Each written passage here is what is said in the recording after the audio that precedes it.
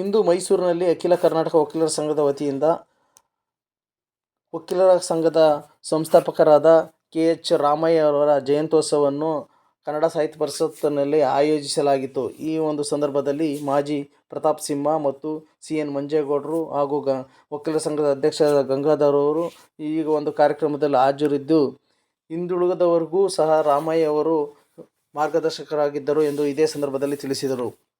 ಕಾರ್ಯಕ್ರಮದಲ್ಲಿ ಸಮಾಜ ಸೇವೆ ಮಾಡಿದಂಥ ಕೆ.ಎಸ್.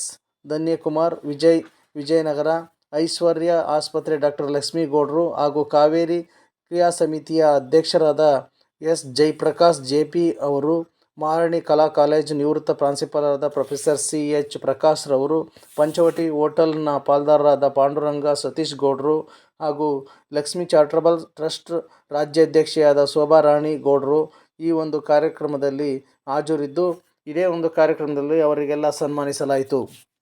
ಹಾಗೂ ಉದಯಕಾಲ ಪತ್ರಿಕೆಯ ಜಿಲ್ಲಾ ವರದಿಗಾರರಾದ ಜಿ. ರವಿಚಂದ್ರ ಅಂಚೆಯವರವರಿಗೂ ಕೆ.ಎಸ್. ರಾಮಯ್ಯ ಅವರ ಸೇವಾರತ್ನ ಪ್ರಶಸ್ತಿ ನೀಡಿ ಗೌರವಿಸಲಾಯಿತು. ಈ ಕಾರ್ಯಕ್ರಮದಲ್ಲಿರುವ ಜಿಲ್ಲಾ ಅಧ್ಯಕ್ಷರಾದ ತೇಜಸ್ ಗೌಡರು ಹಾಗೂ ವಕೀಲರ ಸಂಘದ ಅಧ್ಯಕ್ಷೆಯಾದ ಲತಾ ರಂಗನಾಥರವರು ಈ ಕಾರ್ಯಕ್ರಮವನ್ನು ಅಚ್ಚುಕಟ್ಟಾಗಿ ನಡೆಸಿಕೊಟ್ಟು ಎಲ್ಲರನ್ನು ಗೌರವಿಸಿದರು. ಇಡೀ ವಿಶ್ವ ಒಂದು ಕುಟುಂಬ ಬದುಕ್ತಾ ಇದೆ. ಅಂಥದ್ರಲ್ಲಿ ನಾವೆಲ್ಲ ಒಂದೇ ಭಾಷೆಗಳು, ಅಣ್ಣ ತಮ್ಮಂದಿರ ಭಾಷೆ, ತಮಿಳು, ತೆಲುಗು, ಮಲಯಾಳಂ, ಕನ್ನಡ, ನಾವೆಲ್ಲ ಒಂದು ಸಹೋದರರ ಭಾಷೆ. ದಕ್ಷಿಣ ಭಾರತ ಸಣ್ಣ ಕುಡಿನಕ್ಕೆ ಕಟ್ಟೆ ಹಾಕೋಕ್ಕಿಲ್ಲ. ಕೃಷ್ಣ ಅವ್ರ ಹೆಸರು ದೊಡ್ಡ ಸರೋವರನ್ನೇ ಕಟ್ಕೊಂಡ್ಬಿಟ್ಟಾರೆ ಕರ್ನಾಟಕದಲ್ಲಿ.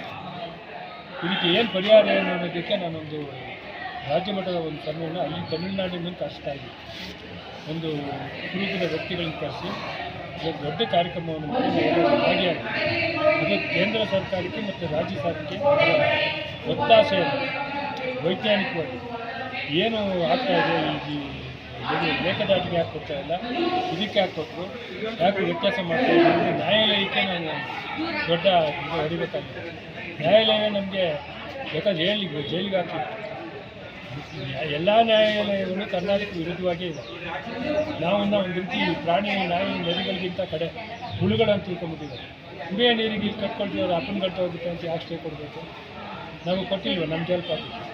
ನಮ್ದು ಅದು ಈ ಮೇಕೆದಾಟು ನಮ್ಮದೇ, ಬಗೆನಲ್ಲಿ ಕಟ್ಟಿರೋದು ನಮ್ಮ ಜಾಗದಲ್ಲಿ ಕಟ್ಕೊಂಡು ಅವ್ರು ನೀರು ತಗೊಂಡು ಹೋಗ್ತಾರೆ. ಇದು ನಮ್ಮ ಭ್ರಾತೃತ್ವದಿಂದ ನಾವು ಬಿಟ್ಟಿದ್ದೇವೆ. ಇದನ್ನು ಅರ್ಥ ಮಾಡ್ಕೊಳ್ಬೇಕು. ಸರ್ಕಾರ ಆಗಲಿ, ನಮ್ಮ ನ್ಯಾಯಾಲಯಗಳಾಗಲಿ ಇದ್ರ ಬಗ್ಗೆ ಹೆಚ್ಚು ತಿಳುವಳಿಕೆಯನ್ನು ತಗೋಬೇಕಾಗಿದೆ. ಯಾವುದೋ ವ್ಯತ್ಯಾಸಕ್ಕೆ ಅನ್ಯಾಯ ಮಾಡಬಾರ್ದು. ರಾಜ್ಯದ ವಕೀಲರಿಗಾರು ಇದರಲ್ಲಿ ಮಂಡನೆ ಮಾಡಿದ್ರೆ ವಿಫಲರಾಗಿದ್ದಾರೆ, ಹೇಗೆ ಕೇಳ್ತಾ ಇಲ್ವಲ್ಲ, ನ್ಯಾಯಾಲಯನೂ ಕೇಳ್ತಾ ಇಲ್ಲ. ಸುಪ್ರೀಂ ಕೋರ್ಟ್ ಈ ಮುಂದಿನ ತಿಂಗಳು ಇಟ್ಕೊಳ್ತೀನಿ. ಅದ್ರ ಬಗ್ಗೆ ಒಂದು ನಿಲ್ಲಿಸ್ಬೇಕು.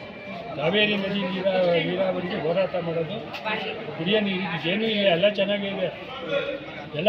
ಸುಮ್ಮನೆ ಈ ಪ್ರತಿಭೆಗಳಾಗಬೇಕು. ಯಾರ್ಯಾರ್ದು ಫಿಲಮ್ ಆ್ಯಕ್ಟ್ರದು, ಅವ್ರದ್ದು ಇವ್ರದ್ದು ಎಲ್ಲ ಆಗುತ್ತೆ.